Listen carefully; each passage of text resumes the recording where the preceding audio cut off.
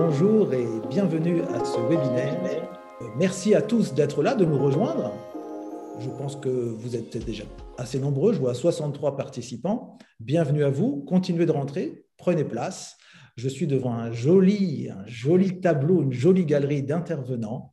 Ce webinaire sur Via Médiation va être dense. Il va comporter deux parties. Une première partie avec des témoignages de conventions via médiation qui ont été signés par des médiateurs professionnels et des témoignages aussi des personnes qui l'ont signé, des chefs d'entreprise qui l'ont signé, et une deuxième partie qui va être plus sur le changement occasionné par les différents plans de sauvegarde de l'entreprise et donc qui va mettre en lumière la commission citoyenne avec différents intervenants aussi que vous allez pouvoir découvrir. Encore une fois, bienvenue.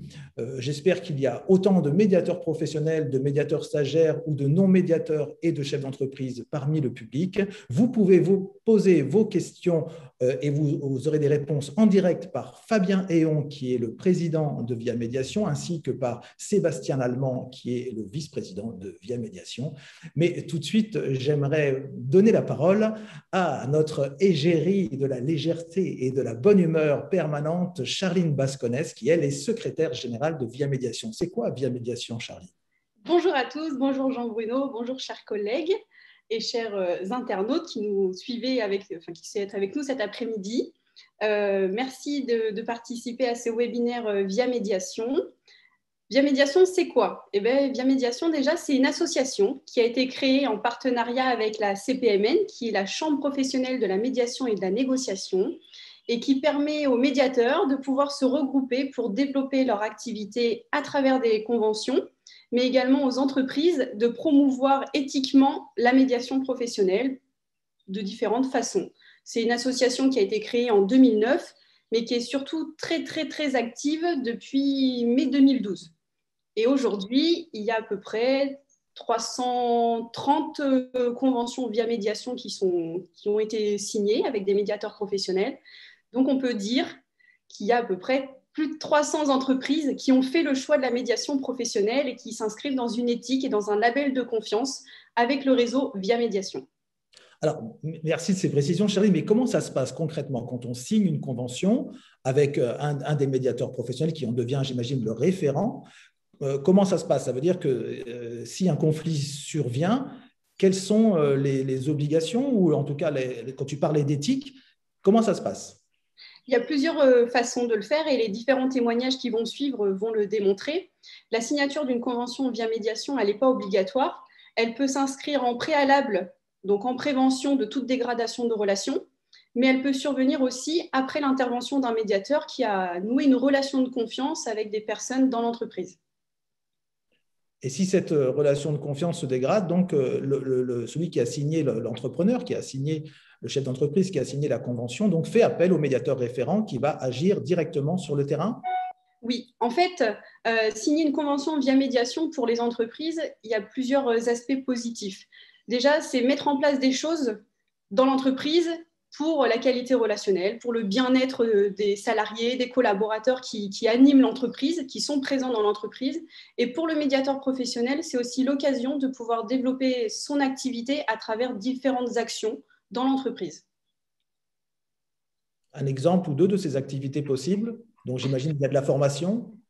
Alors, ça peut être de la formation, ça peut être de la résolution de conflits, ça peut être des ateliers de qualité relationnelle, ça peut être l'accompagnement sur de l'interaction et de la communication via les études SIC. Ça peut prendre différentes formes. Alors, SIC, on peut peut-être le rappeler vite fait, ce sont les structures et interactions en communication que nous menons tous dans nos vies professionnelles, sociales ou même familiales. Et donc, effectivement, cette étude SIC peut intervenir lors d'une convention signée avec un chef d'entreprise ou une entreprise. Tout à fait. En fait, à travers ces conventions via médiation, le chef d'entreprise, les collaborateurs qui l'animent font le choix vraiment de promouvoir éthiquement la qualité relationnelle au sein de leur entreprise et le médiateur professionnel devient l'accompagnateur privilégié du chef d'entreprise. Il ne va pas le prendre en charge ses fonctions de dirigeant, etc., mais il va vraiment être un accompagnateur sur tout ce qui concerne les questions de relations et d'interaction dans l'entreprise et avec l'extérieur. Voilà, il faut vraiment bien rappeler que le médiateur professionnel est un expert en qualité relationnelle. Il peut aussi bien la dégrader très rapidement que la restaurer. Donc, il va pouvoir amener des outils concrets, pratiques, pour anticiper le conflit ou pour le résoudre ou apporter des améliorations au niveau managérial. Et oui, en fait, les chefs d'entreprise n'ont pas appris à être en relation, même si certaines professions peuvent l'apprendre. Aujourd'hui, on ne sait pas comment être en relation. Et c'est tout l'intérêt de ces conventions via médiation, c'est de pouvoir accompagner les dirigeants, les chefs d'entreprise, les salariés, les collaborateurs, enfin toutes ces personnes qui gravitent, qui font les entreprises en qualité relationnelle, quelle qu'elle soit. Alors, qu'on soit concret, est-ce que c'est payant, une convention via médiation? La signature d'une convention via médiation est gratuite. D'accord. C'est important de le souligner, oui. Parce qu'elle engage. Quels sont les engagements donc, que prennent les signataires? C'est le principe d'une convention, c'est-à-dire que ce n'est pas un contrat.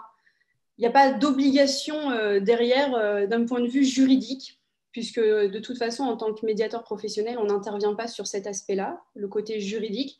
Donc, c'est une convention éthique, morale, c'est-à-dire que c'est un engagement, c'est une entente de relation entre l'entreprise et le médiateur professionnel. Et le réseau de confiance via médiation. Merci beaucoup pour toutes ces précisions. Alors, Charline, justement, en préparant cette émission, ce webinaire, tu as pensé à inviter des médiateurs professionnels qui sont déjà des acteurs d'une signature d'une convention via médiation avec une entreprise. Alors, je te laisse nous les présenter. Alors, justement, parce que quelquefois, signer une convention via médiation pour un médiateur professionnel, ça peut être un peu semé d'embûches. Et donc, on a réuni autour de ce webinaire différents témoignages. Et peut-être que le premier qu'on pourrait annoncer, ce serait Gaëtan Catalano, qui est médiateur professionnel depuis 2014. Et Gaëtan, si tu veux nous proposer ton invité, nous présenter ton invité et nous dire comment ça s'est passé pour toi. Alors, elle est clerc de notaire, si on peut préciser.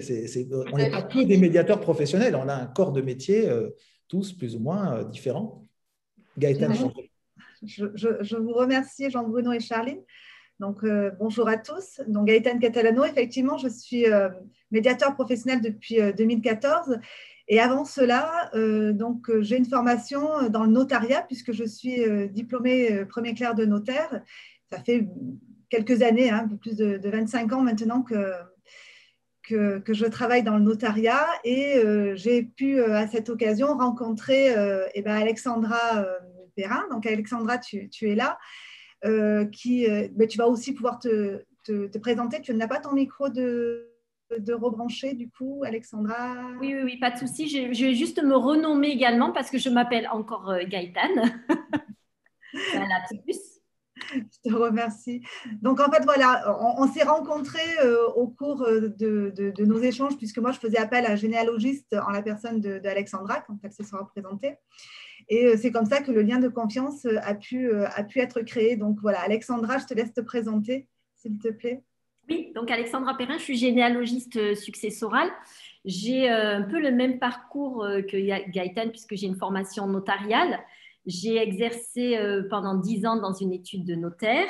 Je me suis spécialisée en droit de la famille parce que c'est ce qui me plaisait le plus, le côté humain. Et j'ai été démarchée par un généalogiste successoral pour une association et notamment pour ouvrir un cabinet sur Avignon. Et c'est par ce biais-là que j'ai collaboré avec Gaëtan, finalement plus en tant que généalogiste qu'en tant que clerc de notaire, puisqu'à l'époque, on rentrait un petit peu dans les études, mais on n'avait pas forcément les collaborateurs au téléphone. Je ne sais pas si vous m'entendez. Oui, ça va? Voilà, de temps en temps, j'ai… Et c'est vrai quand je suis rentrée en tant qu'associée au sein de la généalogie, on a eu des dossiers en commun en droit de la famille où, en effet, elle a dû faire appel à nos services pour confirmer des évolutions successorales ou rechercher des héritiers. Alors, comment s'est intervenue cette idée, cette proposition de signer une convention via médiation entre donc une clerc de notaire, médiateur professionnel et une personne qui s'occupe de généalogie? Alors, c'est vrai que dans notre métier de généalogiste successoral et non familial, nous, donc, on fait des arbres de généalogie, mais l'objectif, c'est pas de remontrer à nos ancêtres, on remonte à un certain degré de parenté pour pouvoir redescendre et retrouver des héritiers vivants et notamment faire des révélations de droits de succession. Et ben, forcément, on a certains héritiers qui refusent de signer ces conventions, des fois simplement par non-connaissance de la profession, par peur, parce que ben, ils ne savent pas d'où ça vient. Et c'est vrai que même si on a une profession qui maintenant est connue et reconnue, quand on reçoit ce genre de documents, on est toujours un peu stressé, angoissé à le signer. Alors, il y en a qui automatiquement vont chez leur notaire ou chez leur conseil pour savoir d'où vient cette convention, quel est le cabinet, si on a une certaine notoriété. Mais après, on a des personnes âgées ou tout simplement qui n'ont pas du tout envie d'en entendre parler ou qui sont de mauvaise foi et qui refusent donc de signer ces conventions d'honoraires et qui nous bloquent finalement dans nos dossiers, dans notre règlement successoral. Et c'est vrai que ben, forcément, Gaëtane étant de l'autre côté, elle comprenait tout notre intérêt d'intervention puisqu'elle nous mandatait. Et en même temps, eh ben, notre discours qui était une révélation de droit. Et souvent, on se retrouve aussi dans des conflits familiaux parce que qui dit intervention de généalogiste dit héritier ou mis de côté ou évincé ou alors simplement fâché. Et c'est vrai qu'on se retrouve dans des situations affectives très compliquées. Alors moi, j'ai la chance… Un expert de la mauvaise foi est intéressant à ce moment-là. Tout à fait. Un expert pour rétablir la bonne foi. Oui. Moi, j'ai la chance d'avoir fait 10 ans de notariat qui me permet d'avoir un discours assez constructif par rapport à notre intervention, notre sérieux, notre éthique, tout, voilà. Mais des fois, ça ne suffit pas. Et c'est vrai d'avoir quelqu'un d'extérieur qui intervient à ce moment-là avec un autre discours, un autre outil. Ben, forcément, la personne qui est de l'autre côté a tendance à plus écouter, plus s'entendre et à être plus ouvert. Et c'est vrai que c'est à ce moment-là, quand Gaëtane, elle a vu qu'on avait des complications sur certains dossiers où on n'arrivait pas à signer ces conventions d'honoraires, on n'arrivait même pas à rencontrer le client qui nous fermait la porte, c'est là qu'elle a mis en avant cette qualité qu'elle avait, cette formation et maintenant sa nouvelle casquette en tant que médiateur professionnel. Et ça m'a tout de suite parlé.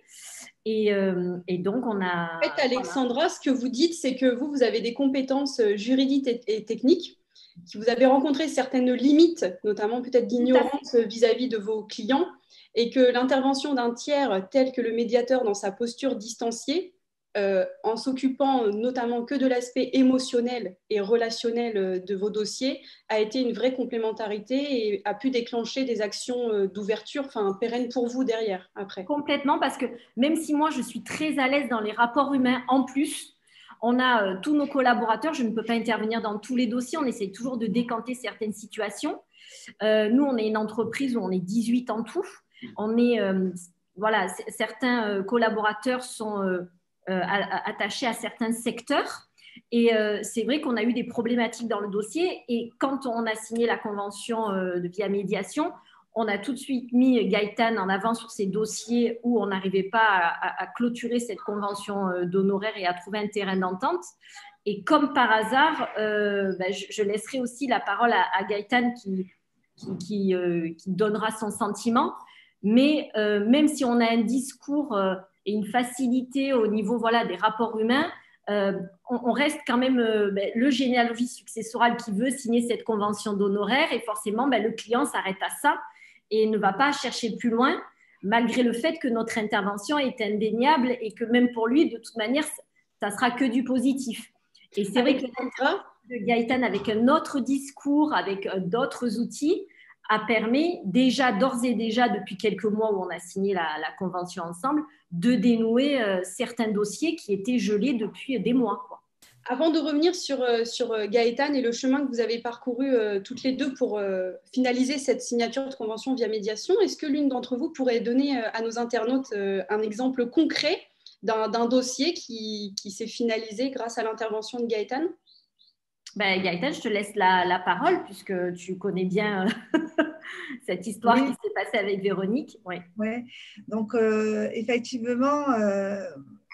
je remercie Alexandra parce qu'Alexandra, et je remercie aussi ses associés, hein, parce que, en fait, avec Alexandra, on avait l'habitude de travailler ensemble.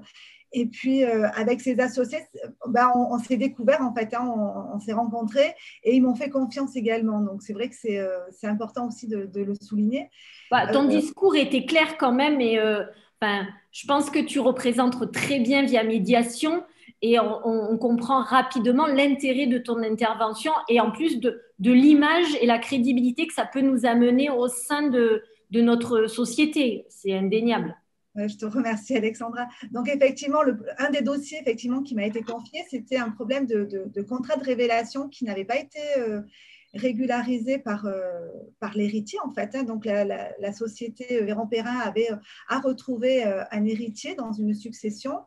Et en fait, cette personne-là ne voulait pas signer.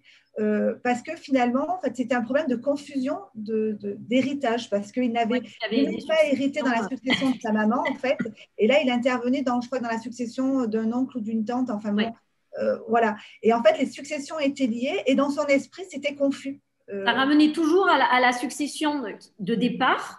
Oui, et il n'arrivait pas à comprendre que c'était quelque chose qui était extérieur, qui en même temps allait tout dénouer, mais il restait bloqué affectivement sur la succession de sa mère. Voilà. Et pourtant, il leur avait expliqué, enfin, les régleurs, enfin, les collaborateurs avaient expliqué effectivement à cette personne que c'était vraiment deux dossiers distincts et que si effectivement il acceptait la succession, alors je ne sais plus de son oncle ou sa tante, la succession de sa maman serait réglée ultérieurement et dans tous les cas, il n'allait pas être lésé et il avait du mal à le comprendre. En fait, il y avait vraiment une très grande confusion. Et bon, il y avait un blocage, oui. Voilà, et donc en fait, le fait de pouvoir l'aider et clarifier. Ce que tu dis, Gaëtan, c'est que tu l'as fait décoller de cette espèce de confusion identitaire et que tu as réussi à lever le blocage grâce à ton expertise de médiateur professionnel. Pour le coup, vraiment, c'était de l'entretien individuel. C'est ça, c'est ça. Alors, effectivement, c'est des échanges qu'on a eus simplement au téléphone et on n'a pas eu besoin de se rencontrer au téléphone et puis par courrier également, où j'ai pu effectivement, donc déjà oralement, hein, lui expliquer que peut-être il y avait une confusion, qu'il y avait sans doute à clarifier, et puis le rassurer aussi sur ce contrat de révélation et le fait que oui, pour cet héritage-là, il avait fallu faire intervenir un généalogiste parce qu'il ne comprenait pas pourquoi il avait fallu que le généalogiste le retrouve, alors que finalement, c'était dans l'héritage de sa maman, il était bien identifié, que le dossier était déjà en cours. Enfin bon, il y avait vraiment une grosse confusion. Une suspicion qui venait de la confusion. Oui, c'est ça. Voilà. Donc, Gaëtan et Alexandra, en fait, ce que vous êtes en train d'exemplariser, d'imager, c'est que votre relation, elle a mis du temps aussi. Ça a été un chemin de confiance avant la signature de cette convention via médiation. Et aujourd'hui, notre thème, c'est quand même les conventions via médiation, ça rapporte. Alors peut-être que vous pourriez nous dire, ça rapporte quoi au médiateur et ça rapporte quoi à l'entreprise? Bon, en ce qui me concerne, forcément, des contrats de révélation, ils ont des taux très différents, donc ils sont de 15 à 30% en général. Donc, nous, c'est forcément très intéressant. Après, c'est en fonction de l'actif. Donc, et puis, c'est surtout...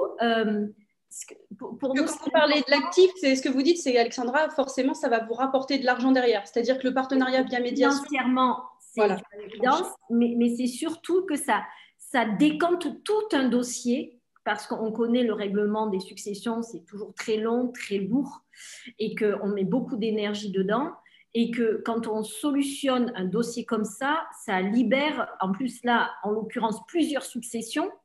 Et ça, c'est un gain de temps.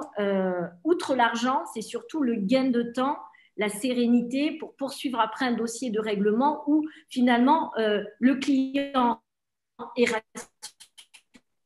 finalement content, ravi, parce qu'en règle générale, après, on le représente et on fait que ses droits sont respectés de A à Z dans tout le règlement des successions. C'est pour ça que moi, ma formation notariale est indispensable. Mais c'est vrai que ça crée ce climat de confiance qui, pour nous, n'a pas de prix. D'accord, merci Alexandra. Et Gaëtan, ça rapporte quoi au médiateur alors? Alors, qu'est-ce que ça rapporte? Une satisfaction parce que déjà, on a la confiance qu'on nous accorde, hein, et puis effectivement, du coup, le client est satisfait parce que finalement, il va pouvoir hériter, hein, en tout cas en ce qui concerne l'héritier. Et puis, mon client à moi qui a signé cette via médiation, les collaborateurs sont effectivement plus sereins parce qu'ils savent ils ont quelqu'un sur qui s'appuyer si à un moment donné, ils arrivent à leur propre limite en fait, de communication. Et ce qui est intéressant aussi, c'est que grâce à ce partenariat, on va aussi mettre en place plusieurs choses dans l'entreprise. Et on avait déjà envisagé, donc il va y avoir effectivement une sensibilisation à la qualité relationnelle qui va être faite de façon à ce que tous les collaborateurs puissent être formés pour faciliter en fait les échanges avec les héritiers et qu'ils puissent communiquer plus facilement et en tout cas avancer dans leur dans le discours. Dans le discours, bien sûr. Voilà. Là, ce que vous dites toutes les deux, c'est que sous-jacent à cette collaboration, à ce partenariat éthique de Via Médiation, pourquoi ça rapporte? Parce que c'est la qualité relationnelle finalement qui rapporte. C'est la qualité relationnelle qui est injectée ou au travers de l'anticipation des problématiques ou carrément elle est injectée aussi, vous le disiez tout à l'heure Madame Perrin, en tant qu'accrocheur de la marque, parce que finalement, quand on est labellisé Via Médiation, effectivement, toutes les personnes qui gravitent autour d'une entreprise vont pouvoir bénéficier d'un apaisement déjà, je dirais, en préalable à toute action, puisque c'est accrocheur, une marque où on voit que cette entreprise passe systématiquement par la médiation, donc par le dialogue, donc par la qualité relationnelle. Oui, puis par la crédibilité. Parce qu'à partir du moment où on accepte une médiation, ça veut dire aussi que nous, il y a un certain sérieux au niveau de notre fonctionnement, au niveau de la généalogie, enfin des règles de généalogie, qu'on est dans les clous en tant que, tant au niveau du droit qu'au niveau de nos conventions d'honoraires, au niveau de la profession. Et voilà, je trouve que ça amène... outre la qualité relationnelle, ça amène une vraie ouverture, une vraie possibilité de négocier, de s'écouter, d'entendre, parce que souvent, il y a forcément des torts peut-être de chaque côté parce que les gens n'ont pas compris ou ils n'ont pas voulu comprendre. Alors, c'est vrai qu'il y en a toujours qui sont de mauvaise foi, mais n'empêche que c'est porteur, quoi. Merci beaucoup à toutes les deux. Merci beaucoup de ce témoignage édifiant. En tout cas, alors justement, on a bien entendu, Gaëtane, que pour tisser un partenariat et une convention, finalement, il y a une histoire de confiance, donc une histoire de temps. La confiance ne s'installe pas directement comme ça. Donc, effectivement, on entend qu'il y a quand même un travail de discussion, d'échange qui est important. Merci. Je vois que l'heure tourne. Étant le gardien du temps, hein, Charline, je te propose de passer à un deuxième témoignage. Je ne sais pas si on aura le temps de raconter exactement toutes les anecdotes possibles qui peuvent être dénouées par le contrat Via Médiation. Mais en tout cas, ce qui est intéressant, c'est de voir comment arriver à signer une convention et les difficultés éventuelles à rencontrer. Merci. Et donc, tu as parlé de questions de temps, mais on a l'exemple de Eve Billot qui va se présenter. Et en fait, pour qui le temps chez elle, pour la signature de cette convention Via Médiation, a été très raccourci. Et elle va vous expliquer pourquoi. Merci Eve de ton intervention et de ta présence. Merci Charline, bonjour à tous. Donc Eve Billot, donc effectivement, je suis depuis 7 ans chef d'entreprise en tant qu'associée avec mon mari. Depuis septembre 2020, donc je me suis lancée dans la formation pour devenir médiateur professionnel. Donc depuis septembre, beaucoup de choses effectivement se sont mis en place. Cette formation pour moi a été percutante personnellement, mais aussi du coup professionnellement parce que effectivement on ne peut plus voir les choses sous le même angle à partir du moment où on est médiateur. Et c'est ça que tu dis, Eve, que tu as vécu cette sortie de la caverne. Voilà. Tu n'as plus envie d'y rentrer. Ça devrait être ça, ouais. Effectivement. Et donc, on a mis en place beaucoup de choses parce que en tant que gérante, évidemment, la posture, c'est vite... ma posture de gérante, ma posture de médiateur étaient très côte à côte en parallèle tout le temps. Mais a paru difficile à un moment donné de pouvoir tenir l'indépendance, la neutralité, l'impartialité. Et en même temps, c'est le côté professionnel. Je ne pouvais pas me dire il fallait que l'entreprise n'allait pas aller dans cette voie-là, en fait, de la qualité relationnelle, sous tous les pans. Parce qu'au quotidien, voilà, c'est une entreprise, c'est une boulangerie-pâtisserie artisanale. Donc, c'est une affaire de toutes les minutes, en fait, la qualité des relations. Et donc, voilà, au quotidien, c'était, je voyais enfin, les relations qui étaient présentes, qui étaient soit en train de se dégrader, soit voilà, ça m'apparaissait de plus en plus clair en fait. Et donc, j'ai mis moi-même des choses en place, j'ai initié des choses. Et par le biais de ces initiations, donc des entretiens professionnels, de simples discussions avec les salariés, avec les clients, avec mon associé, avec des tiers, des fournisseurs, où voilà, j'avais un panel de relations très, très large en fait, et où je me disais, mais j'ai besoin d'être épaulée parce que j'identifie des choses, mais j'ai ma posture aussi que je dois tenir de médiateur et ou de gérante en fait. Donc voilà, donc c'est là où est intervenue Charline qui m'a épaulée dans ce cheminement où on a commencé à faire une médiation entre deux salariés. Et puis après, bon, les entretiens professionnels. Donc, dans les entretiens professionnels, moi, je me sers beaucoup des outils de la qualité relationnelle et de l'ingénierie relationnelle. Ce qui me permet en fait de tirer le fil, de commencer à le tirer. Et puis, à un moment donné, bon, voilà, j'atteins ma limite et je crie à l'aide. Il me faut quelqu'un, voilà.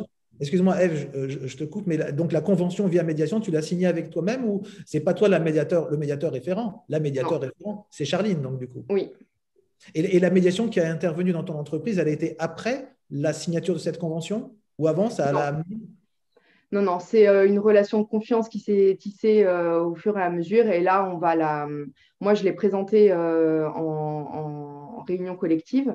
Parce que je voulais aussi avoir la légitimité de tout le monde et de tous les salariés, de mon associé, tout ça. Donc, non, alors la signature, j'ai envie de dire, c'est plutôt là, c'est intervenu, ça intervient après, enfin, pas au début, en fait. C'est vraiment une relation de confiance qui s'est tissée au fur et à mesure. Alors, entre moi, les salariés, l'entreprise, et puis, une fois que cette confiance a été installée et cette dynamique, en fait, de vouloir instaurer la qualité relationnelle dans l'entreprise et de verbaliser ça, en fait, parce que finalement, tout le monde le veut, mais d'un point de vue qui reste amateur, en fait, j'ai envie de dire. Tout le monde a envie de bien communiquer. Là, depuis le mois de septembre, ça s'est vraiment instauré comme étant quelque chose de fixé dans la politique commune et la raison d'être de l'entreprise. Et après, effectivement, c'est là où une médiateur externe de la CPMN, voilà, Charline a intervenu et où on a tissé cette relation de confiance. Alors moi, mais pas que moi, mon associé et mes salariés aussi. Donc, c'est au fur et à mesure. La convention va être signée là d'ici une semaine, mais ça reste, j'ai envie de dire, quelque chose qui formalise quelque chose qui existe déjà en fait. Alors, combien de temps pour se tisser ce lien de confiance et ensuite le définir et le border sous les termes d'une charte ou d'une convention? Combien de temps il se passe à peu près? La première intervention, c'était en février. Donc, et là, on va signer en avril, donc 2 mois. Merci. Parfait pour on voit bien hein, le temps que ça prend quand même. Et puis, ça part souvent de concret. Parce que ce lien de confiance, il se tisse aussi sur une action et sur une probité hein, de cette action.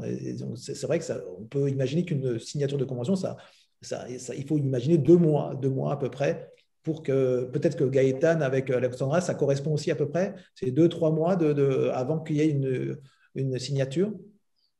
Alors, nous, on avait signé la convention en octobre. Alors, c'est vrai qu'après, on a eu cette période un peu particulière de crise sanitaire qui nous a un peu retardé. Et puis, Alexandra, toi aussi, c'est pareil. Avant de signer la convention, tu as voulu la faire accepter par ton délégué, en fait. Oui, par mon délégué du personnel. C'est vrai que forcément, Gaëtan, ça faisait quelques temps qu'elle m'en parlait. Alors, nous, on a un médiateur référent au sein de Généalogistes de France, mais qui est vraiment en amont. C'est vraiment quand il y a… c'est le médiateur de la consommation en réalité. Voilà, quand il y a quelqu'un qui revient sur un contrat, enfin, c'est que là, vraiment, on est en cours du dossier, c'est fini, la personne a signé, elle revient. Et là, ça remonte vraiment à notre institution de départ.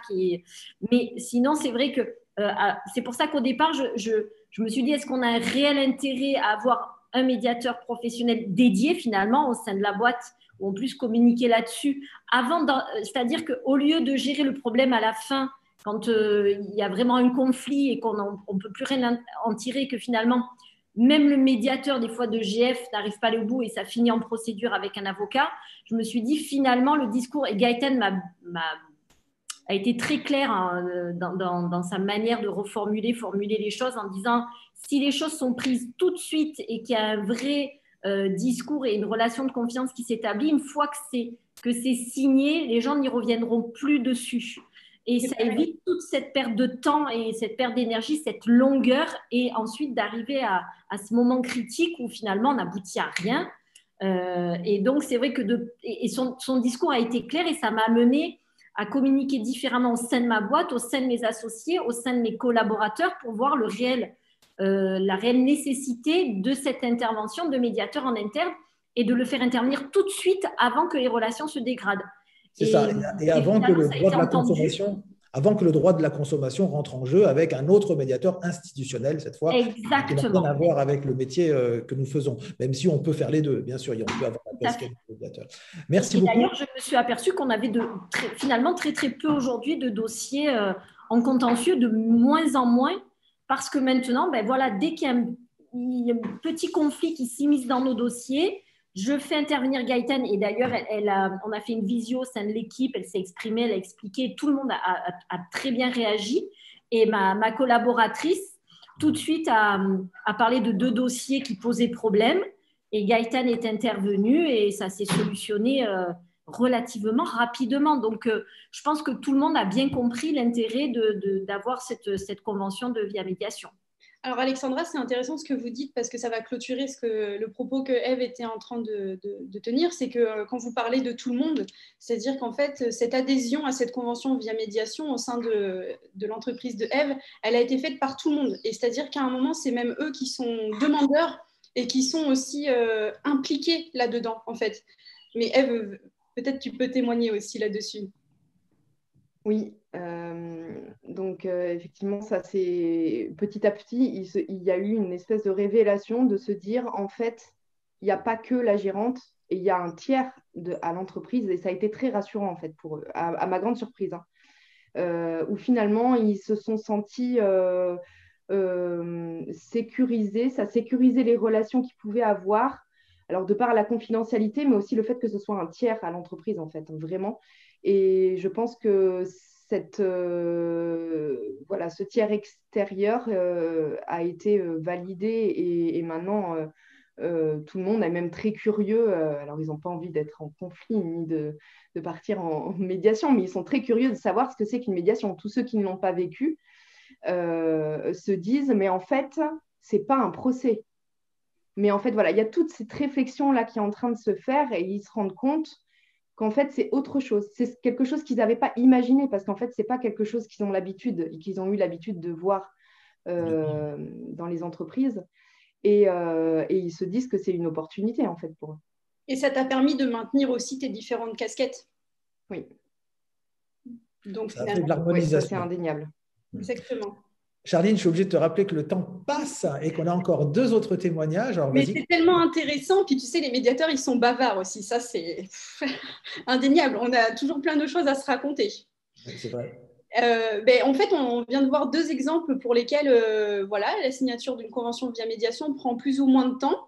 Mais très régulièrement, on a aussi des médiateurs, des stagiaires qui nous disent moi, je suis heurtée à des difficultés, je suis heurtée à des limites, on m'oppose des réflexions, on m'oppose plein de choses et qui se retrouvent, eux, pas forcément très à l'aise ou maladroits dans leurs réponses. Et du coup, je propose qu'on accueille Jean-François Charrière, qui est médiateur stagiaire et qui n'a pas encore signé de convention via médiation. Eh oui, donc moi, le témoignage va être forcément plus bref. Non, je suis effectivement médiateur stagiaire. J'ai été DRH pendant 25 ans dans différentes entreprises. Et là, j'ai monté une structure de conseil en relations sociales. J'aide les entreprises dans justement les relations et la qualité de leur relation avec leurs représentants du personnel et leurs salariés. C'est pour ça que je me suis lancé dans la médiation. Et effectivement, lors des premiers échanges que j'ai pu avoir avec des DRH, des représentants d'entreprise, quelques difficultés, alors des difficultés qui ne sont pas en lien avec la confiance, mais qui peuvent être en lien aussi déjà dans un premier temps simplement avec la taille de l'entreprise. C'est la personne qu'on a en face de nous, est-elle la personne qui peut signer? Est-ce qu'elle peut signer toute seule? Et comme j'ai déjà pu le dire dans d'autres instances, quand un chef d'entreprise ou un DRH signe un document, c'est toujours engageant pour lui. Et il regarde beaucoup dans le détail. Donc, j'entendais parler tout à l'heure, je ne sais plus si c'est Gaëtan ou Alexandra, de juristes ou de vérifications qui peuvent se faire. Mais c'est vrai qu'ils sont vite conscients que ça peut apporter beaucoup à l'entreprise, que ça peut apporter beaucoup en termes d'image. Aussi, on parle beaucoup de marque employeur, mais ça peut apporter beaucoup à l'image de l'entreprise, de s'engager sur ce terrain de l'entente et de la qualité relationnelle. Et pour le dernier exemple que j'ai en tête, l'entreprise où j'interviens, que j'ai rencontré est complètement d'accord et serait d'accord pour signer, mais comme elle appartient à un groupe, elle ne peut pas s'engager toute seule en termes d'image. Et on est en train de passer par différentes strates de différents étages du groupe pour valider que même localement, elle puisse signer. Mais on n'est pas dans une… Ce que tu dis, Jean-François, c'est que tu as développé une relation de confiance avec un intervenant, un interlocuteur, qui n'est pas maître pour signer cette convention. Et du coup, tu as plusieurs étapes à passer, donc tu vas devoir impliquer ces différentes étapes. Mais la première, c'est ce lien de confiance et impliquer cet interlocuteur pour qu'il puisse être clair dans ses propos et que lui soit même informé de ce qu'est la médiation professionnelle. Et non seulement il sera informé, mais il en devient même le porte-parole. C'est-à-dire qu'il est, Génial. dans les discussions qu'on a eues, il est convaincu de ce que ça peut apporter, non pas simplement la médiation, qui est le bout du bout, c'est quand on a un problème, mais tout ce qui est en amont, tout ce qu'on peut amener à l'intérieur et antérieurement, pardon, je veux dire, sur la qualité, sur la fluidification des relations, sur éviter les blocages, les conflits. Quand tu posais la question tout à l'heure, qu'est-ce que ça rapporte pour une entreprise? Qu'est-ce que ça apporte? Ils en sont bien conscients. C'est justement cette ambiance de travail. Moi, si je me suis lancé dans les relations sociales, je suis persuadé que s'il n'y a pas un bon climat social, il n'y a pas une entreprise performante. Et là-dessus, on améliore le taux d'absentéisme, on va améliorer les blocages, les relations entre les managers et les équipes, etc. Donc ça, ils en sont bien conscients. Et ça ne rapporte pas directement financièrement, mais indirectement, ils peuvent le chiffrer. Merci Jean-François. Donc du coup, ce que tu veux dire, c'est que là, tu es sur la bonne voie, tu as réussi à lever certaines oppositions, certaines limites pour la première signature d'une convention via médiation. Pour la première signature, tout à fait. Et on te souhaite une jolie continuation et plein de pérennité dans la médiation professionnelle, avec plein de conventions que je pourrais enregistrer. Avec plaisir. Merci Jean-François. Et donc le dernier exemple, Rime, toi qui es finalement qui va être la balance par rapport à tous les exemples qu'on vient d'entendre, par rapport à tous ces témoignages. Oui, alors bonjour à tous. En fait, j'ai des exemples un petit peu dans les deux qui sont liés en fait à l'expérience que j'ai eue pour signer des conventions via médiation. J'ai dû approcher 4 entreprises différentes pour valider mon diplôme l'an dernier, donc c'était en été. Et en fait, j'ai pu voir que les réactions étaient de 2 types. Il y a les personnes qui me connaissaient déjà de par mon expérience professionnelle passée ou parce que ce sont des relations professionnelles et personnelles qui ont accepté tout de suite de signer la convention via médiation parce que justement, ils avaient confiance et que la promesse de la qualité relationnelle au sein de leur entreprise les convainquait. Donc, en général, ils voyaient bien mon intervention en anticipation de conflits, pas forcément en résolution de conflits, parce qu'en général, les entreprises ont tendance à vous dire qu'il n'y a pas de conflit. Et par contre, j'ai essuyé des refus, et quand j'ai essuyé des refus, c'était effectivement des personnes qui ne me connaissaient pas et pour lesquelles la relation de confiance n'était pas installée. Donc, j'ai choisi d'agir différemment. C'est-à-dire que désormais, pour moi, la signature d'une convention via médiation n'est pas une finalité en soi. Ce qui compte, c'est vraiment que j'amène un maximum de gens à la qualité relationnelle. Et je le fais avec 2 types de cibles clients, avec des entreprises et des avocats. Des avocats pour 2 raisons. D'une part, parce qu'en fin de médiation, si on a besoin de contractualiser, comme on ne rédige pas nous-mêmes les accords, j'ai besoin d'avoir des partenaires et des avocats qui puissent le faire pour moi. Et d'autre part, pour amener de plus en plus d'avocats à la médiation professionnelle. Et pour ce qui est des entreprises, c'est pour leur proposer de venir à la qualité relationnelle et surtout à l'anticipation de conflits.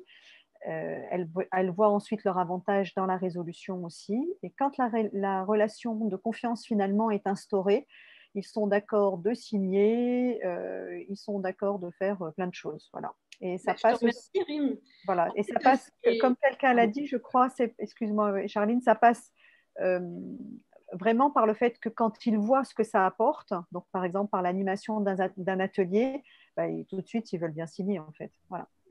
Je te remercie Rim, parce qu'en fait c'est différent, ces 4 témoignages là qu'on vient d'entendre, ils sont hyper complémentaires, hyper différents. On voit que de l'entreprise artisanale au milieu juridique ou au milieu de l'entreprise classique qu'on pourrait entendre, en fait ces signatures des conventions via médiation, elle s'applique partout. En fait, quelle que soit la taille de l'entreprise et quelle que soit son activité, on peut promouvoir la qualité relationnelle. On peut s'engager éthiquement dans le label de confiance que représente Via Médiation. Après, oui, ce que tu dis aussi, Charline, c'est que ça marche, et Rim Souissi aussi le dit, ça marche par le fait qu'on amène des actions concrètes qui permettent aux personnes de se rendre compte de la plus-value de faire appel à l'expertise de la qualité relationnelle à des professionnels de la... Et donc, ce qu'on pourrait dire aussi, c'est que pour les internautes qui nous écoutent et qui ne sont pas médiateurs professionnels, on peut les inviter à se rapprocher du site allomédiateur.fr pour trouver un médiateur à proximité de leur lieu et contacter, ne serait-ce que par téléphone, un médiateur pour obtenir des informations et pourquoi pas déclencher des actions. Magnifique conclusion, Charline, de cette première partie. Est-ce qu'il y a quelque chose à rajouter ? On peut remercier nos interviewés. Ah oui. On peut leur souhaiter aussi, alors on ne va pas leur souhaiter beaucoup de conflits, mais on va leur souhaiter plein d'interventions différentes en qualité relationnelle au sein des entreprises, puisque le conflit ne représente qu'une petite partie des interventions du médiateur. Et que le médiateur référent d'une signature de convention l'est pour un certain temps quand même. En général, la convention, elle est sur 3 ans, c'est ça ? 3 ans et tacitement renouvelable. Voilà, je pense que tout est dit. Merci effectivement à vous d'avoir été sur ce premier plateau. Vous êtes les bienvenus pour y rester. Et on va passer donc à notre deuxième thématique, qui est donc celle de la souffrance dans les entreprises, relative à tous ces changements sympathiques qui nous tombent dessus depuis quelques temps, mais pas que, aussi à l'évolution des lois. Et pour cela, je passe directement la parole à un des membres de la commission citoyenne, François Briot. Oui, bonjour à tout le monde. Je suis à PMN depuis 2014 et CPMN. Je suis ancien chef d'entreprise dans le bâtiment et les travaux publics. Et après, j'ai été depuis 1990 consultant auprès d'entreprises en difficulté, avec un parcours pendant 8 ans dans les différents tribunaux de commerce. Ah, il y a un petit problème de connexion, mais ça va revenir. Peut-être qu'on pourrait donner la parole à Marie-Hélène ou à Myriam. Tu as été coupé, François, par une mauvaise connexion. Pour un traitement Oui, ta connexion est très, très mauvaise. Alors, je te propose, on te redonnera la parole. On va passer la parole à Marie-Hélène Borderie, qui a eu, elle aussi, un parcours assez atypique, puisqu'elle vient de l'expert comptable. Elle a été banquière, et donc elle a une notion du chiffre, en tout cas, bien ancrée dans son parcours, mais elle a également suivi une formation de médiateur professionnel et maintenant, elle s'occupe aussi beaucoup des entreprises en souffrance. À toi, Marie-Hélène. Alors effectivement, à travers mon parcours, ce que j'ai pu observer, c'est qu'une entreprise, c'est comme tous les cycles, ça naît, ça se développe et ça meurt. Alors effectivement, la convention via médiation, on a eu des témoignages tout à l'heure, sont nécessaires par rapport à ces naissances d'entreprises et ces développements. Et ce que voulait dire Françoise, nous allons évoquer le moment où il y a des difficultés dans l'entreprise et malheureusement ou des fois, effectivement, il y a la mort de cette entreprise. Alors, le chef d'entreprise, quand il va y avoir ces difficultés, il va être extrêmement seul le plus souvent. Et ce qui va se passer, c'est qu'il va y avoir des dégradations au niveau de ses relations autour de lui. Alors, quel type de relation il a? Bien sûr, il a un expert comptable qui va pouvoir établir des prévisionnels et qui malheureusement va établir le moment où il va déterminer, faire un prévisionnel au moment où l'entreprise sera en cessation de paiement. Il y aura bien sûr le banquier il y aura des relations qui vont se dégrader par rapport à des impayés, des interdits bancaires, des situations qui sont émotionnellement très difficiles pour le chef d'entreprise. Il va y avoir des relations qui vont se dégrader avec ses salariés, ses managers. En cas de difficulté, on peut avoir des fuites des compétences et du cercle 1, par exemple. Donc, ça aussi, ça va être compliqué. Il va y avoir des difficultés avec les fournisseurs qui peuvent à un moment donné arrêter de livrer et qui vont revoir les contrats qui ont été établis concernant les délais de règlement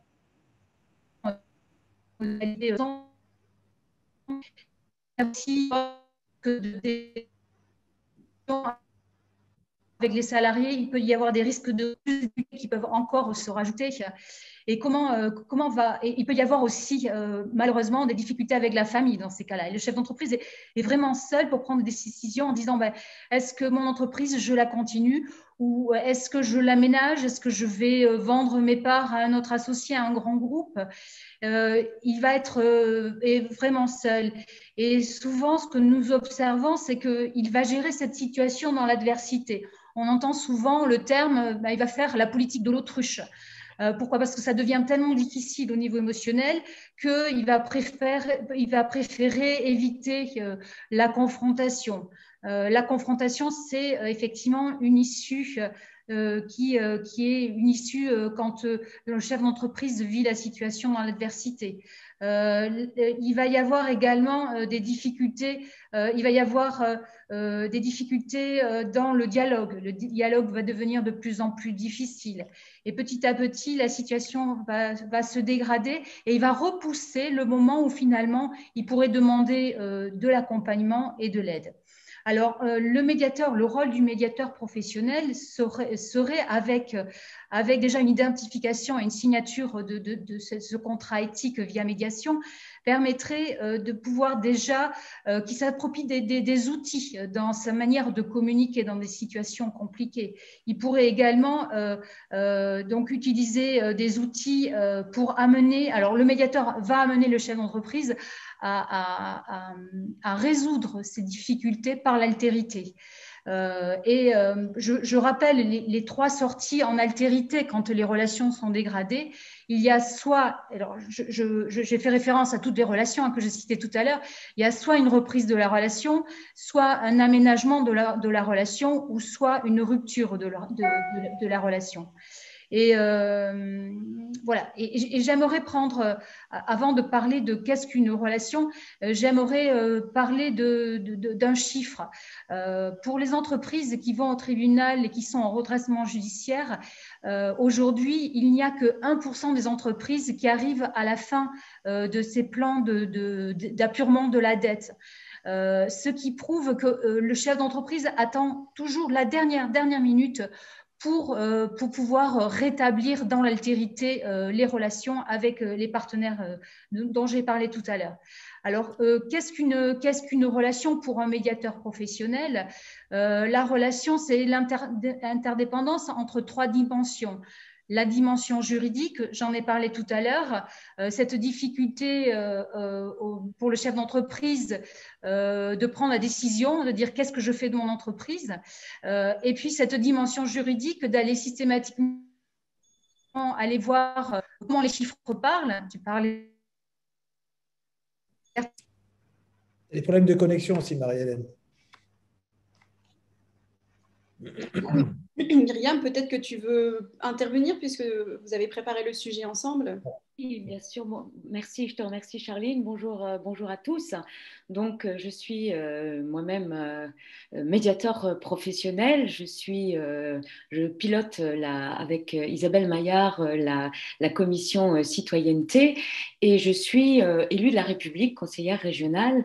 Et à ce titre-là, je pilote ce qu'on appelle le dispositif territoire d'industrie où justement j'interviens auprès notamment des entreprises et on parle beaucoup en ce moment du plan de relance. Et c'est vrai que le plan de relance, c'est quelque chose qui est important pour les chefs d'entreprise.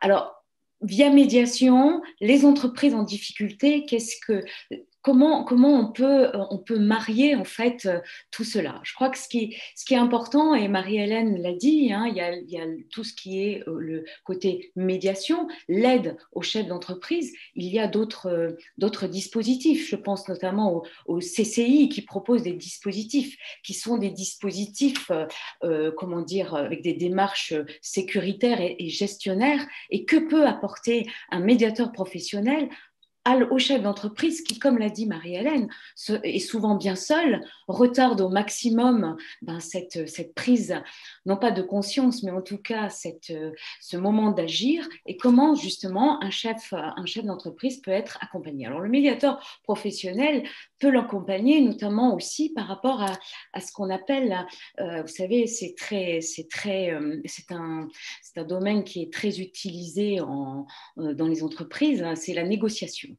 En quoi un médiateur peut accompagner, peut être lui aussi et est un négociateur. Négociation, ça vient de négociation, qui veut dire commerce, négoce, qui veut dire traiter une affaire avec quelqu'un, discuter sur les conditions d'un arrangement, pour parvenir à un accord, discuter entre partenaires sociaux pour parvenir aussi à un accord. En tout cas, la négociation, c'est un processus. C'est une relation, c'est ce qui se passe entre deux parties, deux parties qui rentrent en négociation.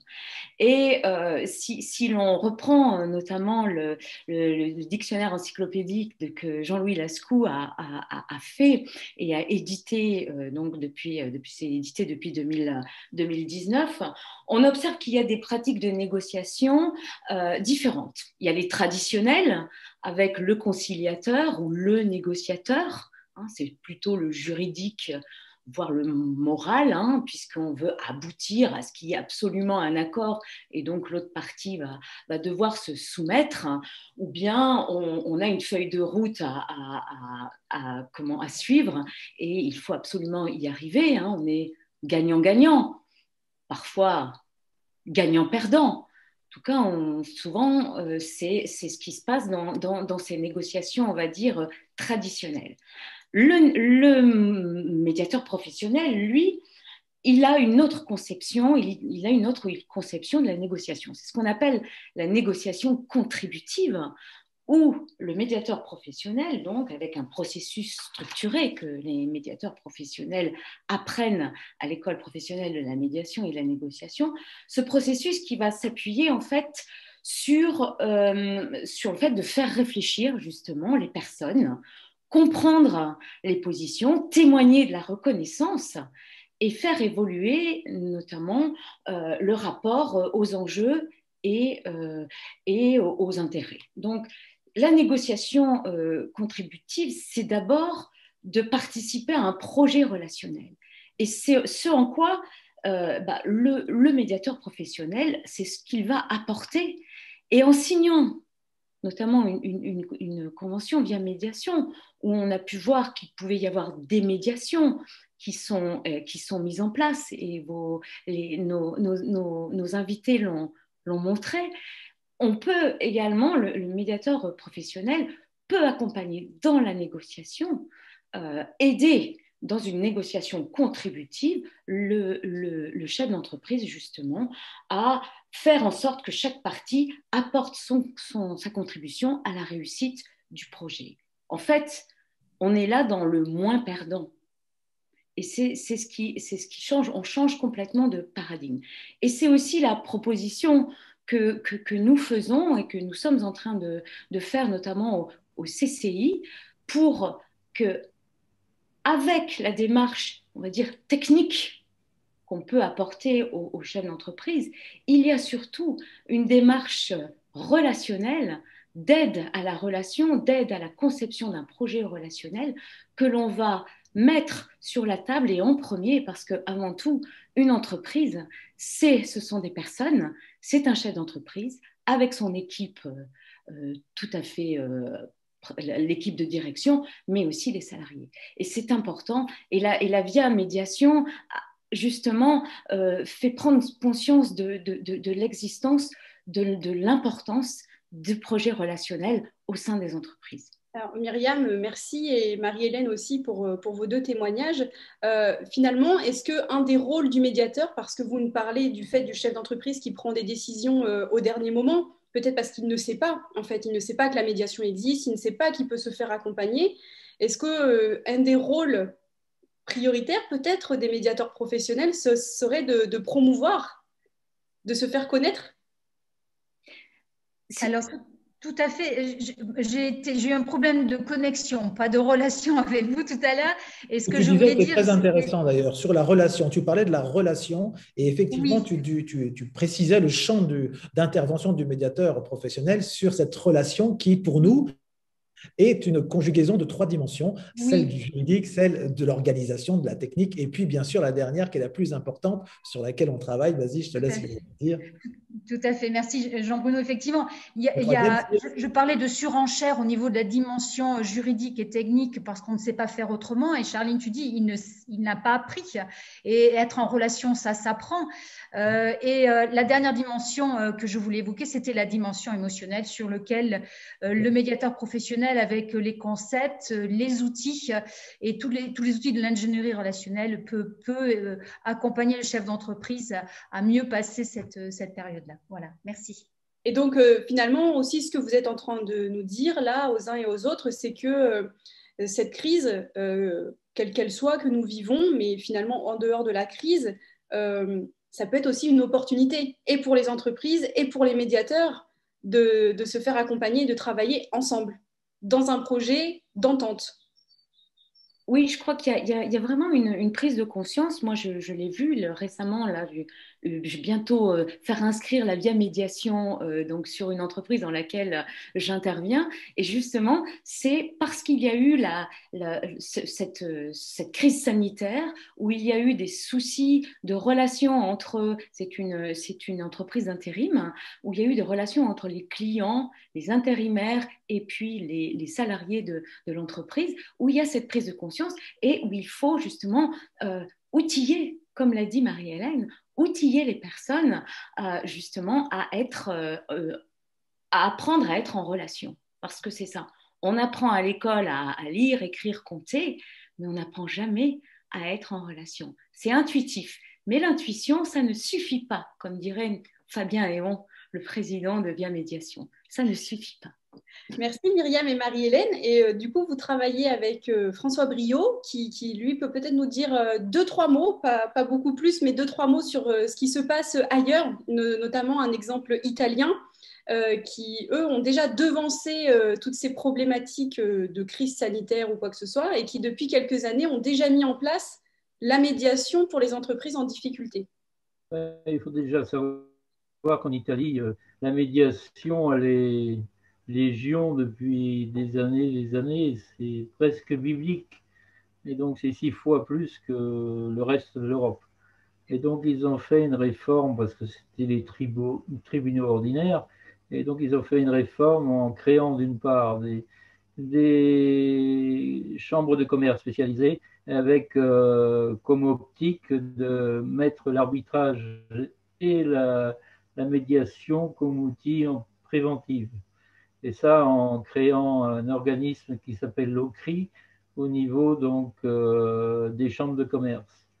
Donc l'avantage qu'ils ont de mettre en place cette médiation donc, et cet arbitrage en préventif a énormément d'avantages du fait que ça permet de prendre les entreprises en prévention. Parce qu'en France, le problème, c'est que sur 30 ans, on a eu 1 500 000 entreprises qui ont été en redressement judiciaire, et donc 1 million qui ont été liquidées, et simplement 10% qui ont eu un plan de redressement et 1% qui sont allés au bout du plan. Donc, ce que tu veux dire, François, c'est que l'Italie a déjà mis des choses en place et ils ont déjà des résultats probants sur le fait de pouvoir mettre en place dans de la prévention un accompagnement avec un médiateur, quel qu'il soit, et qu'aujourd'hui, vous êtes en train de travailler en étroite relation avec le gouvernement français pour qu'un tel dispositif puisse s'appliquer aussi ici. Ben, disons que le gouvernement français, il y a eu une commission qui a été créée au 5 octobre. Simplement, les résultats de la commission et du rapport sont, je dirais, relativement frileux, parce que pour une raison très simple, c'est que les premiers intéressés, qui sont les chefs d'entreprise, les agriculteurs, les chambres de métiers, n'ont même pas été consultés. Donc, c'est vrai qu'on a des start-up et couveuses de Bercy, mais de l'autre côté, on reste dans un cadre institutionnel. Et le problème que je voulais faire passer, c'est que une entreprise, quand elle a des difficultés, le chef d'entreprise, il est seul, mais surtout, il ne va pas aller crier haut et fort dans les institutions qui existent en disant j'ai des problèmes. Et ça, c'est la problématique. C'est pour ça qu'il faudrait créer deux conditions. C'est que, par exemple, un numéro qui pourrait être médiateur à votre service avec une plateforme qui permet d'être à l'écoute, d'une part, et puis d'autre part, au niveau des régions qui sont en même temps, qui ont la compétence économique, comme quand on crée des entreprises, vous avez des chèques services, et pourquoi on ne créerait pas des chèques services aussi pour les entreprises en difficulté? Parce qu'aujourd'hui, quand même, ce qu'il faut savoir, c'est que c'est vrai qu'il y a beaucoup plus de création que de suppression d'entreprises, mais dans les créations, d'une part, il y a très très peu au départ de création d'emplois, et d'autre part, les entreprises qui se créent sont pour la majorité malheureusement des micro-entreprises et qui ne sont pas créateurs d'emplois, et d'autre part, les entreprises qui se créent, ce sont des entreprises de services et d'entreprises qui sont des entreprises aide à la personne. Je n'ai pas dit que ce n'était pas important, mais ça ne crée pas de richesse obligatoirement dans le pays et ça ne maintient pas surtout des activités, des pans entiers qui ont disparu et on en voit les résultats. Et donc le Covid-19 étant révélateur et accélérateur de la situation. Alors François, est-ce que finalement un slogan, ce ne serait pas chef d'entreprise, ne restez pas seul, faites-vous accompagner par un médiateur professionnel? C'est-à-dire que l'avantage du médiateur, c'est que d'une part, il y a dans toute la France, il y a des médiateurs professionnels et ou judiciaires, parce qu'il y a les deux aussi. D'autre part, je dirais que l'accompagnement à la décision, c'est la clé d'achoppement, parce que si vous voulez, c'est le point d'impact, c'est-à-dire c'est la difficulté du chef d'entreprise dans les petites entreprises de prendre sa décision, parce que c'est une décision personnelle qui est liée à son environnement familial de l'entreprise qu'il a créé, son bébé, etc. Et tout ce qui sont les acteurs de l'entreprise. Ce que tu veux dire, François, c'est que le chef d'entreprise peut avoir plusieurs casquettes et qu'il peut y avoir cette espèce de confusion identitaire avec ce qu'est l'entreprise et que pour prendre une décision éclairée ou pour prendre un peu de distanciation par rapport à une éventuelle décision, en tout cas sur une prise de décision, il y aura un intérêt à ce qu'il se fasse accompagner par un tiers comme le médiateur professionnel. Voilà, et le médiateur pouvant être aussi négociateur, comme disait Myriam Fougère, dans le cas d'un plan d'appurement. Et je dirais, procédure collective. Et surtout, après, ce qui me semble important, c'est pour pérenniser le plan d'appurement, c'est surtout être communicateur, c'est-à-dire suivre l'entreprise et remettre le chef d'entreprise, je dirais, par la reconnaissance de ce qu'il a fait, qu'il soit reconnu. vis-à-vis des acteurs de l'entreprise. Parce que le problème, c'est que quand il a pris un coup sur la tête, il faut du temps pour qu'il réagisse. Et donc, en plus, il y a un surcoût de travail qui est relativement important. Et ça, ça permettrait aussi, derrière, quand on pérennise un plan d'apurement, c'est de suivre l'entreprise et tous les acteurs, donc des missions hautes, parce que le service après-vente, il n'est jamais fini dans la médiation. Donc, quelles que soient les relations finalement, les relations avec le mandataire, mais les relations avec toute personne. Moi, ce que j'ai entendu aussi, c'est que tu proposes aussi quelque chose d'intéressant. Là, c'est passé un petit peu au début dans ta voix, dans ta bouche, mais c'est cette histoire de chèque. J'allais y rebondir aussi, Jean-Bruno. J'allais rebondir là-dessus aussi par rapport à cette proposition, parce que François a fait deux propositions, comme tu étais en train de l'évoquer, sur un chèque et sur la création d'un numéro dédié aux entreprises. Et les médiateurs professionnels de la CPMN se mobilisent déjà par rapport à ça. Notamment en Nouvelle-Aquitaine, on peut d'ores et déjà annoncer que le 22 avril, à partir de 16h, de 16h à 19h, le PMN ouvre ses portes aux chefs d'entreprise en difficulté pour les recevoir en présentiel et échanger avec eux et pouvoir les accompagner. Donc, il y a déjà des actions qui se mettent en place, tout comme on a parlé des entreprises en difficulté parce que c'est le sujet et le lien avec Via Médiation, mais les médiateurs professionnels se mobilisent aussi pour les étudiants qui sont victimes collatérales depuis un an. Donc voilà, effectivement, je fais quand même ce parallèle parce que dans la difficulté, eh ben, on peut contribuer et ça peut devenir des opportunités. Oui, merci Charline, merci. François, justement, par rapport, oui, justement, je devais te laisser la parole, mais je voulais savoir par rapport à cette idée que tu as eue, est-ce que tu l'as véhiculée de chèque service médiation, en fait, qui serait donc pris en charge par qui? C'est quoi l'idée? C'est que les régions financent ces chèques services du fait qu'ils ont les compétences économiques. Et donc, ça commence à faire son idée dans les régions Hauts-de-France, les régions parisiennes, où les régions financent la possibilité d'aider les entreprises en difficulté. Et je pense que dans nos régions, comme la région Nouvelle-Aquitaine ou d'autres régions, je pense que ça serait bienvenu, comme au niveau de l'Auvergne, Rhône-Alpes, etc. Et je pense que c'est un contact avec les élus des différentes régions qui peut avoir une incidence intéressante.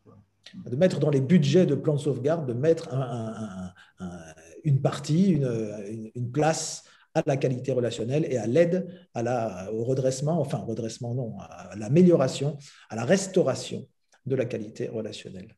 C'est vrai, c'est en cours justement de discussion aussi, comme le disait Charline, sur Bordeaux, également en Auvergne et en Auvergne-Rhône-Alpes. Il y a un travail aussi avec les CCI, justement pour proposer un accompagnement aux entreprises, aux entrepreneurs surtout, aux personnes qui ont une entreprise et qui sont en difficulté. Voilà. Merci beaucoup pour cette partie. Je voulais dire en aparté que pour les participants, s'il y a des chefs d'entreprise, il y a un décret 2020-516 qui permet en fait, dans le cadre des procédures collectives, parce que ça peut être un outil de gestion aussi, c'est d'avoir 2 années blanches. C'est-à-dire, au lieu d'avoir 10 ans, vous avez 10 ans plus 2, avec 2 années blanches, donc ce qui permet pendant 3 ans, vous ne remboursez pas le plan. Et ça peut être très intéressant, ça peut être un outil de travail de gestion. Et au niveau agricole, c'est 15 plus 2, ça fait 17 ans. Ça peut être très intéressant parce qu'en fait, on peut se refaire la santé sur 3 ans et diminuer après le nombre d'échéances ou de payer cash. Et il va y avoir des chefs d'entreprise qui vont profiter de ce décret qui est en application jusqu'au 31 décembre 2021. Merci François pour ce témoignage. Merci à vous pour tous ces témoignages. Il y a une question qui vient d'apparaître et ça va être le moment aussi de pouvoir faire questions-réponses en échange ouvert et notamment une question qui pourrait être en lien avec Via Médiation nécessairement. Une personne qui dit quid pour les fonctionnaires. Et donc au sein de Via Médiation, on a des exemples puisqu'il y a on peut nommer le CHU de Nîmes, mais on pourrait nommer aussi d'autres établissements d'État. Pour lesquels des signatures de conventions via médiation ont eu lieu, des actions sont en place par des médiateurs et notamment, voire même la remise d'un espoir de la médiation. Voilà, donc je vais laisser peut-être la parole, sauf si Jean-Bruno, tu veux dire quelque chose, tu veux rajouter quelque chose. Mais sinon, je vais laisser Fabien et Sébastien, alors soit nous faire une petite remontée à Jean-Bruno ou à moi, soit ouvrir leur écran pour nous demander s'il y a des questions et des choses auxquelles on pourrait répondre, s'il y a des internautes qui voudraient prendre la parole, peut-être. Par rapport à la médiation sur la fonction publique, peut-être que Myriam Fougère, vous voulez répondre. Vous êtes maire, tu es maire, pardon, on se tutoie, oui.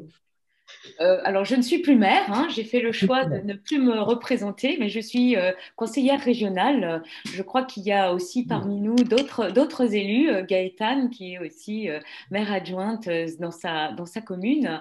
Et c'est vrai qu'il y a aussi tout un travail que nous faisons avec l'école professionnelle de la médiation et de la négociation, avec sa directrice, donc Aïcha Sangaré, pour justement proposer des formations aux élus, notamment sur la qualité relationnelle. Et ça, c'est quelque chose d'extrêmement important.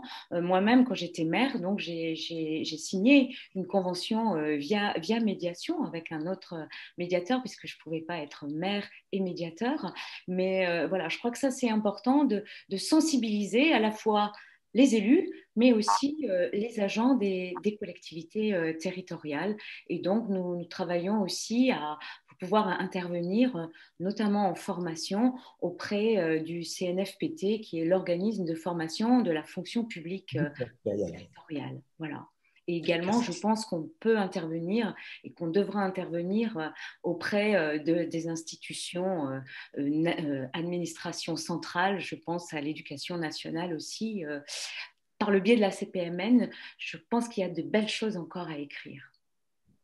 Merci Myriam pour ton retour. Alors Fabien et Sébastien, qui sont nos scribes qui répondent aux questions, m'indiquent qu'ils ont répondu à toutes les questions, que c'était notamment des questions liées à la médiation professionnelle et surtout à l'organisme de formation qui est le PMN. Et pour autant, il semblerait qu'il y a énormément de personnes extérieures qui seraient intéressées par les différentes organisations et ce qu'est la médiation professionnelle. Alors peut-être que Jean-Bruno, tu peux éclairer nos internautes. Alors, les différentes organisations, effectivement, elles commencent à être nombreuses, puisqu'on a déjà un organe de presse en officiel de la médiation. Donc là, il suffit de taper officiel de la médiation et vous avez toute l'actualité sur la médiation, pas que notre actualité des médiateurs professionnels, mais l'actualité de la médiation dans son ensemble, avec les nouvelles réformes, avec tout ce qui sort, les différents témoignages. Vous avez aussi donc cet organe que vous connaissez par cœur maintenant, c'est le réseau Via Médiation, qui est notre réseau de confiance, avec lesquels tous les médiateurs professionnels sont impliqués, puisqu'il y a de plus en plus de conventions qui sont signées. Il y a dans l'organigramme une école qui promeut la qualité relationnelle avec des concepts particulièrement innovants et bousculants, comme vous avez pu le constater lors de vos formations, et qui sont réellement probants sur la relation. Donc ça, c'est l'EPMN, École professionnelle de la médiation et de la négociation. Il y a évidemment la Chambre, qui est cet organisme syndical qui protège et défend les intérêts, sur lequel vous pouvez évidemment compter cet organisme en adhérant à la CPMN pour avoir votre carte de médiateur professionnel qui officialise cette profession ou cet exercice de la médiation en tant que profession. Qu'est-ce qu'il y a d'autre dans nos organisations ? Il y a Allo Médiateur. Et le Crésir. Et il y a toutes ces commissions qui sont des commissions qui peuvent rentrer dans cet organe du Crésir, qui est donc le centre de recherche, mais je vais avoir du mal, il faut m'aider là, centre de recherche, Crésir. D'études. Centre de recherche d'études sur l'ingénierie relationnelle. Voilà, enfin, c'est quelque chose comme ça. Jean-Bruno ? Oui, merci, je vais prendre la parole. Oui, c'est Fabien qui intervient. Merci de me laisser la parole. C'est le Centre d'entente interpersonnelle et sociale, Centre de recherche en entente interpersonnelle et sociale. Merci. Voilà, j'ai du mal avec celui-là toujours, Centre de recherche en entente interpersonnelle et sociale. Mais le mieux, c'est de se connecter avec ces différents réseaux et de ne pas hésiter à poser vos questions, vos problématiques. Les professionnels sont à votre écoute. Et justement, Jean-Bruno, a priori, on est interrogé sur ce que pourraient faire les médiateurs professionnels en entreprise et qui ouvriraient un lien. On a donné quelques exemples sur comment peuvent se déclencher la signature d'une convention via médiation, mais les internautes qui sont novices, qui ne connaissent pas la médiation professionnelle, s'interrogent sur finalement comment on peut les accompagner. C'est quoi les prestations, ce qu'on peut faire avec eux? Qu'est-ce qu'on peut faire avec eux, Charline? On peut déjà mettre de la légèreté. Mettre de la légèreté dans tout ce qu'on peut vivre en dégradation de la relation. Comme le disait Myriam, c'était déjà apprendre ce qu'est une relation, à quel moment je suis en relation avec moi-même, avec les autres, comment je vais interagir, à quel moment mes relations vont se dégrader. Je fais quoi quand elles sont dégradées? Je fais quoi pour éviter qu'elles se dégradent? Voilà. Et l'intervention des médiateurs se fait dans tous les domaines. Ça peut être auprès des écoles, auprès des entreprises, dans le voisinage, dans les collectivités. Aidez-moi, hein, en fait, parce que dans le monde judiciaire. Ce que je voudrais ajouter, du coup, Charline, tu vois, avec cette convention via médiation, ce qui est intéressant, c'est que du coup, en signant ce partenariat avec l'entreprise, c'est qu'on devient médiateur référent de l'entreprise. Donc finalement, cette convention via médiation, on va pouvoir demander à ce qu'elle soit rajoutée dans le document unique, tu vois, par rapport à la RSE aussi, hein, c'est-à-dire que par rapport aux obligations légales de l'employeur, la via médiation va faire partie des obligations, va pouvoir remplir les obligations légales. Du coup, chaque employé, finalement, chaque collaborateur de l'entreprise pourra solliciter le médiateur référent qui sera là pour toute dégradation, en tout cas tout problème relationnel que l'employé pourrait rencontrer au cours de ces journées de travail. Donc, et puis à le mettre en conformité avec les obligations légales en vigueur, notamment sur la responsabilité sociétale. Oui. C'est tout à fait ça. Et donc, ça va permettre aussi, donc, du coup, de rassurer les employés qui vont faire appel qui vont venir postuler dans une entreprise qui a finalement ce label via médiation, dans le sens où, oui, c'est une entreprise qui est attachée à la qualité relationnelle. Donc, si je rencontre une difficulté, je sais que je vais pouvoir contacter le médiateur référent de l'entreprise et ça évitera peut-être une procédure judiciaire et partir directement en conflit, en arrêt maladie ou en tout cas faire une intervention auprès des prud'hommes. Merci Gaëtane, parce que du coup, tu fais le lien avec la prochaine question qui est apparue sur le coût d'un médiateur. Alors moi, j'avais envie de dire, faire intervenir des personnes non compétentes, ça peut coûter plus cher. Il y a un proverbe qui dit ça, en fait, faire intervenir des compétences, ça peut coûter très cher. Faire intervenir un médiateur, en fait, oui, ça a un coût parce qu'on est profession libérale et que nos honoraires, parce que ce sont des honoraires, sont libres. Donc, donner un coût, ce serait utopique et ce serait surtout un mensonge parce qu'en fait, il y a un coût, mais il est propre à chaque médiateur. Et j'aimerais rajouter que ça coûte certainement beaucoup moins cher que des années de procédure et que des procès à répétition. Voilà. Oui. Merci Marie-Hélène. On retrouve la qualité relationnelle et que tout le monde dans l'entreprise retrouve du bien-être, en tout cas, au travail. Et, de la sérénité, de la légèreté. Et de la légèreté, effectivement. On rajoute un mot ou pas? Oui, je voudrais juste une question. Alors, par contre, il y a une question, c'est quelle différence entre le médiateur référent via médiation et le DMPI? Alors, le médiateur référent, bien sûr, c'est un médiateur externe. Le DMPI, oui. Si je peux intervenir là. Vas-y, François. Je voulais dire quand même que au niveau européen, la sauvegarde des entreprises a été mise en priorité pour le maintien de l'emploi et le soutien de la croissance. Ce qui veut dire que les États qui ne voudront pas mettre en place cette sauvegarde comme priorité risque des problèmes dont la France, d'où l'importance de la médiation professionnelle ou judiciaire dans ce processus, parce que c'est une des priorités de la CE. Et ça, c'est excessivement très intéressant parce que ça vient donner de l'eau à notre moulin. Voilà. Et merci à toi pour cette dimension politique, François, qui est forcément source d'autres organisations et d'alimentation de la médiation professionnelle qui va comme ça irriguer, j'espère, toutes les bonnes compétences et les bonnes volontés d'entreprendre, de salarier et de faire fructifier toutes les actions possibles, marchandes et autres, de notre fabuleux pays.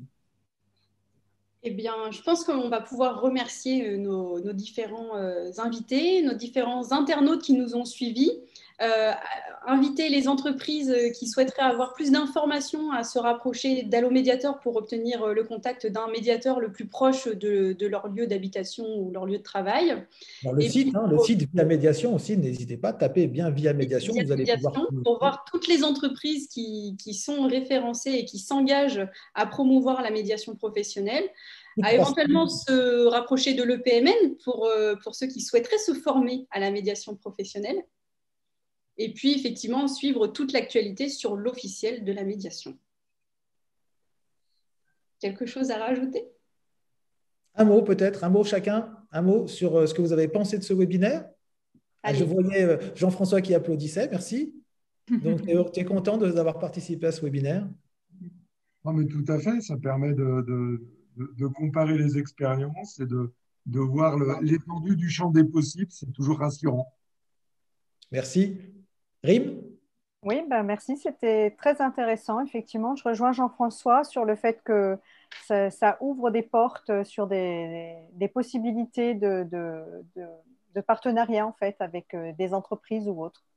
Merci. Pour ça. FBio. Merci à tous, effectivement. J'étais ravie de participer et de pouvoir tous vous écouter. Juste peut-être sur le DMPI, du coup, ça m'est souvent venu à l'esprit, alors je n'ai pas d'expérience en DMPI, mais moi, la position que je peux avoir dans l'entreprise, finalement, je suis médiateur, mais je ne suis pas le médiateur référent. Et peut-être qu'un DMPI, ce serait un peu ce que moi, je vis en tout cas en ce moment, c'est d'être médiateur, mais d'initier et d'identifier, en fait, et de permettre à cette convention d'exister et de vivre, en fait, dans l'entreprise.